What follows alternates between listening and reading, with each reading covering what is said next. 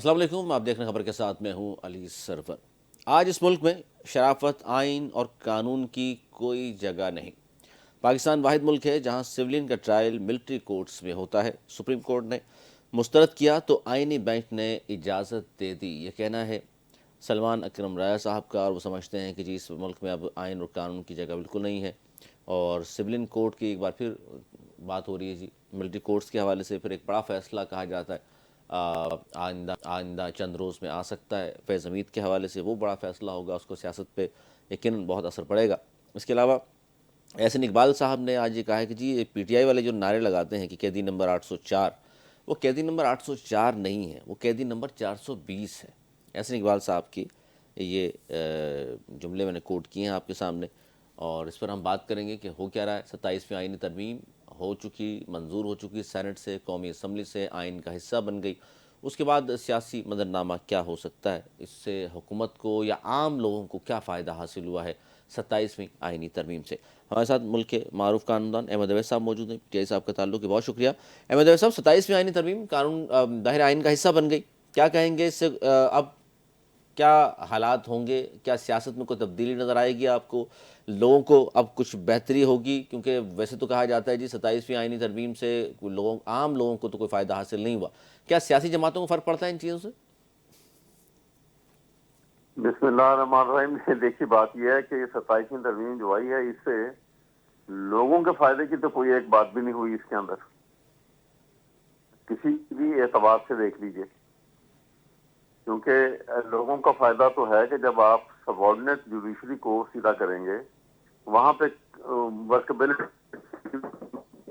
بہتر کریں گے، وہاں پہ ان کی اکاؤنٹیبلٹی بہتر ہوگی۔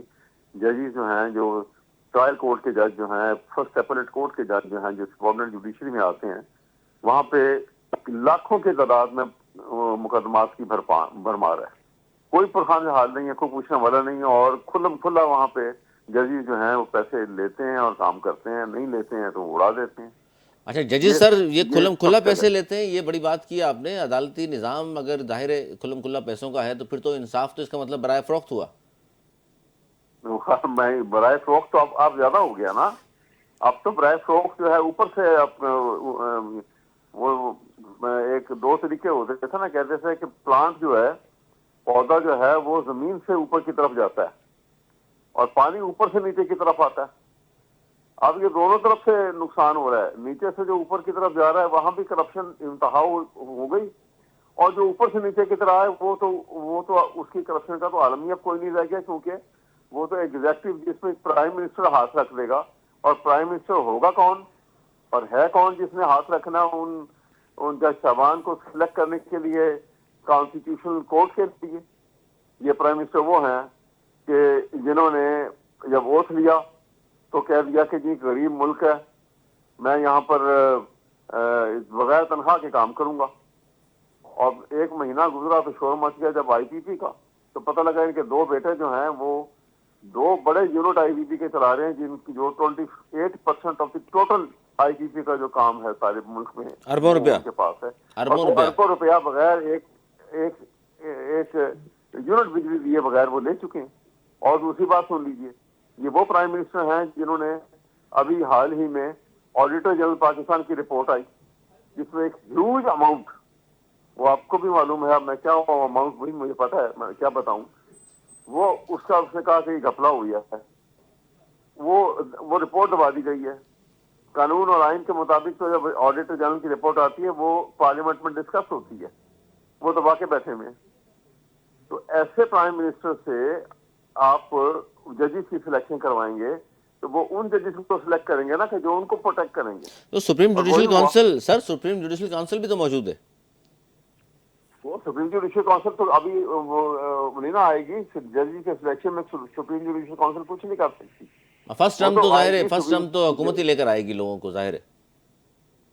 دیکھیں نا، یہاں تو حکومت ہی لے کے آئے گی، وہ تو پھر بعد میں آپ کسی کے اوپر مس کنڈکٹ کا کیس بنائیں گے، پھر وہ سپریم جوڈیشل کونسل میں جائے گا، اور وہ ہے تو وہ جو حکومت کے اشاروں کے اوپر ناچنے لگیں گے، انہوں نے کیا کرنا ہے آگے؟ یہ ایک میں وہ تکلیف بتا رہا ہوں جو میں پی ٹی آئی کی حیثیت سے نہیں بتا رہا، میں ایز اے نیشنلسٹ بتا رہا ہوں کہ نظام عدل جو ہے یہ کسی ملک کی بیک بون ہوتا ہے، یہ تباہ ہو گیا تو سمجھ لیجیے سب کچھ سارا سسٹم الٹ گیا. تو یہ پرابلم ایک بہت بڑی جو انہوں نے کھڑی کر. اچھا، اس پہ احمد عویس صاحب 27ویں آئینی ترمیم سے آپ کو کیا لگتا ہے کہ اس سے حکومت نے کیا حاصل کیا؟ اتحاد استثناء زرداری صاحب کے لیے، اور اس کے علاوہ کیا فوائد حاصل کیے ہیں؟ نہیں وہ تو بہت چھوٹی سی بات ہے. دیکھیے نا، دیکھیے اس حکومت کو جو خطرات تھے اور اسٹیبلشمنٹ کو، ان دونوں کو خطرات تھے کہ کل کو ان کے خلاف اسٹرانگ جوڈیشری ہوگی تو جب یہ اقتدار سے فارغ ہوں گے تو ان کے اوپر کیس بنیں گے کانسٹیٹیوشن کے ناجائز. لیکن اس میں اچھا سر لینے کے احمد صاحب جزوی طور پر تو آپ کی بات مناسب ہے، لیکن اس میں نون لیگ کا موقف یہ ہے کہ جی وزیر اعظم نے استثناء نہیں لیا. وہ کہتے ہیں میں عوامی آدمی ہوں، مجھے تاحیات استثناء نہیں چاہیے، نام نکلوا لیا انہوں نے. نہیں وہ کسی کو بھی نہیں مل سکتا، وہ تو غیر آئینی ہے. تاحیات استثناء تو ہو ہی نہیں سکتا. وہ تو جب بھی کورٹ میں جائے گا اس کی کوئی حیثیت نہیں ہے. لیکن یہ تو ایک بیٹ دی گئی ہے نا صرف اس کام کو آگے نکالنے کے لیے. دیکھیے استثناء جو ہے نا آرٹیکل 248 کے اندر آتا ہے. آئین کا جو آرٹیکل جو پہلے بھی موجود تھا، لیکن ظاہر ہے اس وقت تک تھا جب تک آپ اپنی سیٹ پر موجود ہیں. وہ جب تک اپنی سیٹ پر آفیشیل ڈسچارج آف ڈیوٹی میں جو ہے بالکل اس کے علاوہ کسی بات کا استثناء نہیں ہوتا. اب یہ پرائیویٹ کیس ہیں، اب یہ فارغ ہو گئے، ہی از آرڈنری سٹیزن. اب ان کے پاس کوئی پراپرٹی کے کیس ان کے خلاف چل رہے ہیں یا ان کے دائر کیے ہوئے ہیں یا کسی نے کوئی فراڈ کا کیس ان کے اوپر کر دیا یا کوئی کرمنل کیس بن گیا، ان سب کیسز کے اندر ان کو استثناء نہیں مل سکتا. ان کی حیثیت ایک ڈفرنٹ ہوگی بالکل، کیونکہ وہ ان کے پرائیویٹ کیپیسٹی کے میٹر ہیں. استثناء تو آفیشیل کیپیسٹی میں جو ورک کیا تھا اس کے اوپر ہے استثناء ہوتا ہے. اور یہی آپ نے ان کے ساتھ کر دیا. وہ ہمارے وہ جو ہے جنرل صاحب کو بھی، اب وہ فیلڈ مارشل ہے ماشاءاللہ، ان کو بھی استثناء. اب اس طرح سے کس کو آپ کی اس لالچ کے اندر وہ اپنا ساتھی بنائیں گے؟ سب کو ایک لائن میں کھڑا کر رہے ہیں اور تاکہ یہ ایک ہی سزا میں سب بھگتیں گے. پھر یہ تو بڑی خطرناک صورتحال پیدا کی جا رہی ہے. اچھا 27ویں کے بعد اب شور برپا ہے سر کہ اب 28ویں بھی آ رہی ہے. 28ویں میرا خیال میں جو حالات ملک میں پیدا ہو گئے ہیں اور جو ایک ہیجان آمیز کیفیت جو ہے وہ پورے ملک میں نظر آ رہی ہے، لیگل فرٹرنٹی میں بہت زیادہ کام مجھے لگ رہا ہے اس کا آغاز ہو رہا ہے. مجھے لگتا ہے کہ 28ویں ترمیم شاید ان کے خلاف آئے. جب تک یہ الٹ جائیں گے اور 28ویں ترمیم سے ان سب کو کٹہرے میں کھڑا کر دیا جائے گا. مجھے تو ایسا لگ رہا ہے. اچھا 28ویں میں آپ کو لگ رہا ہے جو کچھ انہوں نے حاصل کرنا تھا کر لیا طاقتور لوگوں نے، اب 28ویں یہ اب یہ اس کے اوپر بھگتیں گے اب، کیونکہ یہ بہت زیادتی ہوئی اس ملک کے ساتھ. کیونکہ فیصل واوڈا صاحب تو یہ کہہ رہے ہیں کہ فیصل واوڈا صاحب اگر آپ اجازت دیں تو ایک اور بات جو میرے جی فرمائیے. خدشات میں ہے میں آپ کو بتاؤں، وہ یہ ہے کہ دیکھیے یہ آپ کو بھی معلوم ہے ہسٹوریکلی پاکستان ایک ایسا ملک مرز وجود میں آیا جو کنٹمپرری ورلڈ میں جس کو امیجن بھی نہیں کیا جا سکتا تھا کہ کوئی ملک جو ہے وہ نظریاتی بنیادوں پہ مرز وجود میں آئے گا. یہ تو بات درست ہے نا؟ آپ کو پتہ ہے. جی بالکل بالکل. یہ ہاں آپ وہ، اور اس کی وجہ کیا تھی کہ 1500 سال پہلے جو اسٹیٹ آف مدینہ بنی تھی، کہا جاتا ہے کہ یہ وہ پہلی نظریاتی مملکت تھی اور یہ ریپلیکا ہے اس کا. پاکستان اس نظریے کے اوپر آیا، تشکیل دیا گیا، بنیاد کی تھی. اب یہاں پہ آ جائے گی کہ رسول پاک نے جب وہ اسٹیبلش کی تھی اس کی بنیاد ان دو باتوں پہ رکھی تھی جو ساری دنیا کے ترقی یافتہ ملکوں نے اپنا لی. وہ تھی قانون کی بالادستی بالکل، اور قانون کی حکمرانی اور ایکوالٹی بیفور لا. یہ اس کی بنیاد تھی اور یہ ساری دنیا نے جو آج مہذب کنٹریز ہیں انہوں نے اپنا لی. اور جو کنٹریز انحطاط پر تھی جیسا پاکستان ہے، آپ قانون کی بالادستی سے دوبارہ طاقت کی بالادستی کی طرف چلے گئے اور نظریہ ختم کر دیا. اب یہاں پہ قانون کی حکمرانی ختم ہو گئی، آئین کی حیثیت ختم ہو گئی، ایک شخص کی حکمرانی رہ گئی. تو ہم نے اس بنیاد کو جو اس کی سب سے بنیاد تھی بڑی، وہ آئیڈیولوجیکل اسٹیٹس اس کو ہم نے ختم کیا. یہ بہت بڑا گناہ عظیم ہے کیونکہ رسول پاک صلی اللہ علیہ وسلم ہم باؤنڈ ہیں اس آئین کے مطابق قرآن اور سنت پہ عمل کرنے کے لیے. ان کی سنت سے ہم منحرف ہوئے ہیں یہ کام کر کے. یہ بہت بڑا غلطی کی گئی ہے میرے نزدیک. اچھا سر، یہ جو 27ویں ترمیم میں جن لوگوں نے دو کے خاص طور پہ نام سامنے آتے ہیں، ابڑو صاحب کے پی ٹی آئی سے اور احمد صاحب کا جے یو آئی نے تو ان کو نکال دیا، انہوں نے کہا جی ہمارا اب اس سے تعلق نہیں ہوگا، لیکن چونکہ ان دونوں نے ووٹ تو دیا ہے، اب فلور کراسنگ والا قانون تو ہے نہیں، تو پھر کیا ہوگا؟ اب ان کو چیلنج کیا جائے گا؟ جی چیلنج یقیناً کیا جائے گا، لیکن کہاں کریں گے چیلنج؟ آپ نے دیکھا تو جب بینچ بنا تھا اس بینچ کے بنتے ہی فوراً پٹیشن آ گئیں. آپ کو جنوری 2025 کے اندر وہ کوئی 35-37 کانسٹیٹیوشن پٹیشن تھیں اور جو وہاں پہ سپریم اس کے جو ہے آئینی بینچ کے اندر داخل کی گئی تھیں، اور اس میں انہوں نے آرڈر کیے تھے بینچ نے کہ یہ ود ان 3 months ان کو جو ہے فکس کر دیا جائے گا. 3 weeks ود ان 3 weeks ان کو فکس کر دیا جائے گا. اصول بھی یہ ہوتا ہے کہ جب آپ کانسٹیٹیوشن کی کسی امینڈمنٹ کو یا قانون کی کسی لیجسلیشن کے ورک کو چیلنج کر دیتے ہیں عدالت میں، تو عدالت جو ہے اس قانون کے تحت کوئی اور مقدمہ سننے سے پہلے اس پٹیشن کا نپٹاتی ہے کہ لیجیٹیمیسی کا مسئلہ ختم ہو جائے کہ یہ ہے یا نہیں ہے.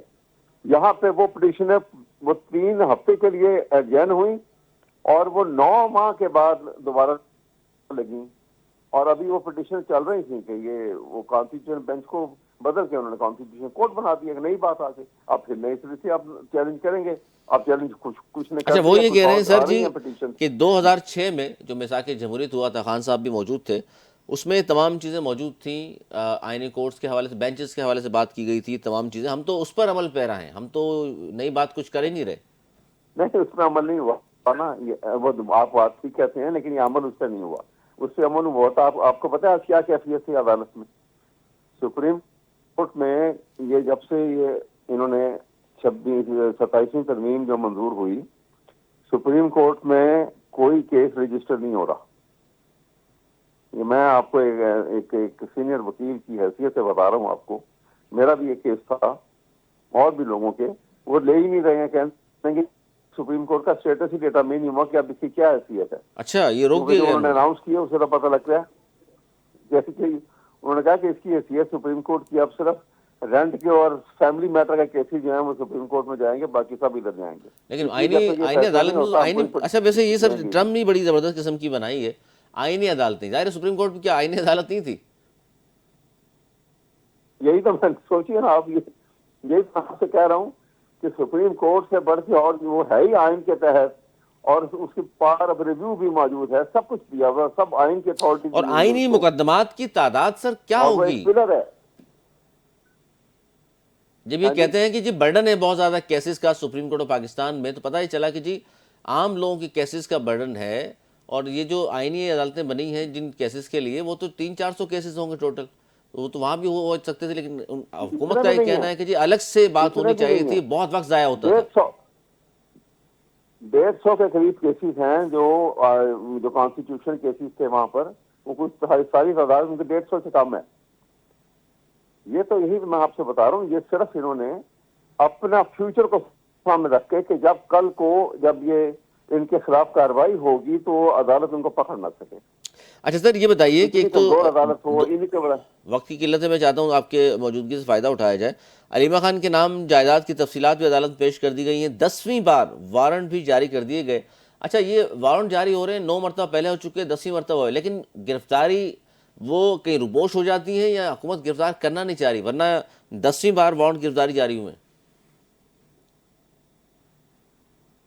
میرے خیال میں یہ ایسے ہی انہوں نے رکھا ہوا ہے. آپ کو پتا کیونکہ یہ گرفتار کرنا ہو تو اس حکومت کے پاس کون سا مسئلہ ہے، کیونکہ یہ تو کہیں سے بھی اٹھا کے لے آئیں گے. گرفتار کرنا کوئی مشکل نہیں ہوتا. حکومت کی اتنی اسٹرانگ مشینری پہلے تو اتنی پاورفل ہوتی ہے، پھر ایجنسیاں اتنی پاورفل ہوتی ہیں کہ وہ آدمی اپنے آپ کو چھپا نہیں سکتا، مستقل چھپا نہیں سکتا. وہ تو باہر بھی نکلتی ہیں، ملنے بھی جاتی ہیں سب جگہ ادھر ادھر. تو یہ ساری باتیں جو ہیں بس وہ ایک انہوں نے خوف کریٹ کیا ہوگا نا اپنی طرف سے، لیکن یہ خوف کی وجہ سے ہے. یہ خوف کی وجہ سے خوف کریٹ کیا گیا ہے، اور یہ ملک کے لیے بہت نقصان ہے. اور سر اب تک ظاہر ہر ملک کی پالیسی سہیل ایسی بنائی آفریدی جائے جو سہیل آفریدی کامن مین صاحب کے اب بینیفٹ کے تک لیے ہو. اس بات پر کامیاب نہیں ہو سکے کہ وہ بانی سے جی ملاقات کر سکیں. اور عدالتی فیصلہ لیے بھی وہ گھوم رہے ہیں اور حکومت بھی یہی موجود ہے اور آئین اور قانون کی ہم بات بھی کر رہے ہیں، لیکن سہیل آفریدی صاحب مل نہیں پا رہے اب بھی۔ بس یہ منافقت ہے نا، اسی لیے یہ منافقت کے اوپر حکومت پہ چل رہی ہے، اور حضرت علی کا ایک قول ہے کہ انصاف نہیں جس قوم میں ہوگا وہ متزلزل ہوگا، تو وہ قوم جو ہے وہ ملک نہیں بچ سکتا، کفر کا نظام جو ہے وہ پھر سروائیو کر سکتا ہے۔ ظلم اسی کا طرح سے نہیں انہوں چل نے یہ بھی سکتا۔ کہا ٹھیک ہے کہ جی، بہت شکریہ احمد اویس صاحب ہمارے ساتھ ظلم کا موجود تھے۔ جو ہے، اور پھر اور انہوں نے کہا جی کفر کا نظام تو چل سکتا ہے، ظلم کا نظام نہیں چل سکتا۔ اور دوسری بات آج سلمان اکرم راج صاحب کی جانب سے جو آئی کہ آج اس ملک میں شرافت، آئین اور قانون کی وہ سمجھتے ہیں جی کوئی جگہ نہیں ہے، اور اس ترمیم میں عام لوگوں کو کہتے ہیں کچھ حاصل نہیں ہوا، جبکہ کے پی کے جو سی ایم ہیں آج بھی منتظر ہیں اور وہ کورٹ کا فیصلہ لیے گھوم رہے ہیں۔ وہ کہتے ہیں جن کو ملنے کیوں نہیں دیا جا رہا، اور خاص لاجیکل جواب بھی حکومت کی طرف سے نہیں دیا جا رہا۔ ایک چھوٹا سا بریک لے لیں، بریک کے بعد پھر بات کریں گے Pakistan Peoples Party M Q M Pakistan آمنے سامنے، یہ کیا مسئلہ ہے جی؟ آج بڑی دھواں دھار قسم کی پریس کانفرنس بھی کی ہے ایم کیو ایم کی جانب سے، اس پر بات کریں گے اس بریک کے بعد۔ کہیں جائے گا، دیکھتے رہیے خبر کے ساتھ۔